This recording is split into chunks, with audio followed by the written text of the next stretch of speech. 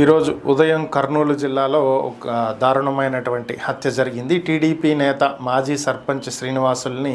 ఉదయం ఆయన 5 గంటల సమయంలో బయటకు వచ్చినటువంటి నేపథ్యంలో కళ్ళల్లో కారం చల్లి అత్యంత పాశవికంగా వేట కొడవళ్లతోటి గొంతు కోసి చంపినటువంటి ఘటన కర్నూలు జిల్లాలో చోటు చేసుకుంది. దీనికి సంబంధించి టీడీపీ నేత మంత్రి నారా లోకేష్ స్పందిస్తూ వైఎస్ఆర్ కాంగ్రెస్ పార్టీ అధికారంలో లేకపోయినప్పటికీ కూడా దురాగతాలను కొనసాగిస్తూనే ఉందని, టీడీపీకి గడిచినటువంటి 24 ఎన్నికలలో శ్రీనివాసులు పనిచేసినటువంటి నేపథ్యంలో, టీడీపీ గెలుపులో ఆయన పాత్ర వహించినటువంటి నేపథ్యంలో అది జీర్ణించుకోలేనటువంటి వైఎస్ఆర్ కాంగ్రెస్ పార్టీ నేతలు ఆయన్ను దారికాచి కళ్ళల్లో కారం చల్లి అత్యంత దారుణంగా హత్య చేశారని,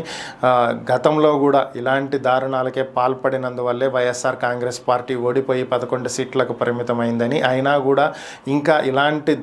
దురాగతాలకే పాల్పడుతూ ఉన్నారు, అరాచకాలు సృష్టిస్తున్నారు అని చెప్పి నారా లోకేష్ వ్యాఖ్యానించడం జరిగింది.